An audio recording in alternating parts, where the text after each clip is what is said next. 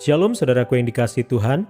Saat ini kita akan kembali mendengarkan cerita kesaksian yang datang dari negara Brazil yang menceritakan tentang kehidupan seorang umat Tuhan bernama Zamily dengan judul Orang Asing di Atas Perahu. Zamily merasa sedikit takut ketika orang asing itu muncul di luar rumahnya dan berteriak. Halo, Tidak biasa bagi orang asing untuk datang ke rumah Zamily. Tidak biasa bagi orang asing untuk datang ke rumah manapun di desa terpencil di sungai Amazon di Brasil. Ibu dan ayahnya sedang keluar rumah. Zamily yang berusia 20 tahun berada di rumah bersama adik laki-lakinya yang berusia 4 tahun.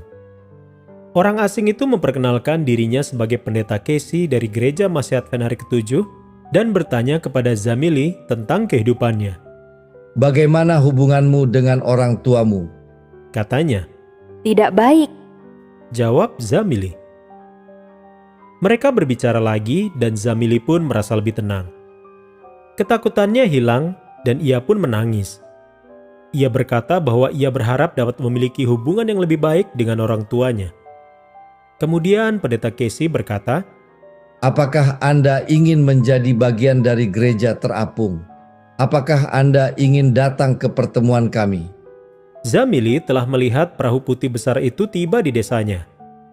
Ia mengira perahu itu membawa para dokter dan perawat yang menawarkan perawatan medis gratis dari denominasi Kristen lain. Namun, kini ia menyadari bahwa itu adalah rumah pendeta Casey dan timnya dan di dalamnya terdapat gereja Masih Advent Hari ke-7. Pendeta Casey pergi dari rumah ke rumah untuk berteman dengan orang-orang dan mengundang mereka ke pertemuan di atas perahu. Zamily setuju untuk pergi ke gereja terapung. Kemudian dia menangis lagi. Ia teringat dengan hubungannya yang sulit dengan orang tuanya yang telah bercerai 2 tahun sebelumnya. Pendeta Casey mendengarkan ceritanya dan ia memberikan kata-kata penghiburan, dorongan, dan harapan. Zamily menangis lagi dan pendeta menyarankan agar mereka berdoa bersama. Sejak hari itu, Zamily mulai berdoa untuk orang tuanya. Dia juga pergi ke gereja terapung setiap malam. Dia senang mendengarkan presentasi tentang hubungan keluarga, kesehatan, dan Alkitab. Ia mengajak ibunya untuk pergi bersamanya dan ibunya pun setuju. Setelah sekitar sebulan, Zamily menyerahkan hatinya kepada Yesus melalui baptisan. Itu adalah hari terbaik dalam hidupnya.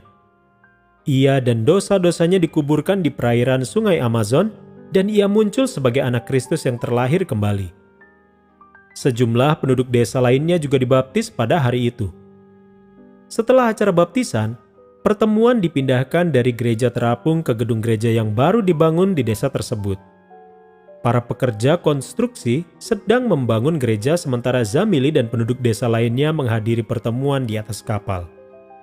Zamily pergi ke gereja baru untuk kebaktian Sabat. Ia pergi ke pertemuan doa pada hari Minggu dan Rabu malam. Ia berpartisipasi dalam program pelatihan pemuridan yang mengajarkan semua anggota gereja baru untuk membagikan kepada orang lain apa yang telah Yesus lakukan bagi mereka. Namun, hubungan Zamily dengan orang tuanya tampaknya tidak membaik. Ibu berhenti pergi ke gereja setelah kapal berangkat. Ayah tidak mau pergi sama sekali. Ketegangan meningkat, namun Zamily tetap berdoa. Kemudian suatu hari ayahnya mengunjungi gereja Advent di desa itu. Zamily sedang bepergian dan jauh dari rumah ketika mendengar berita itu. Seorang teman menelepon dan memberitahu dia melalui telepon seluler. Zamily begitu gembira hingga ia melompat-lompat. Dia tahu bahwa Tuhan mendengar doanya. Zamily tahu bahwa Tuhan akan membawa keluarganya kepadanya.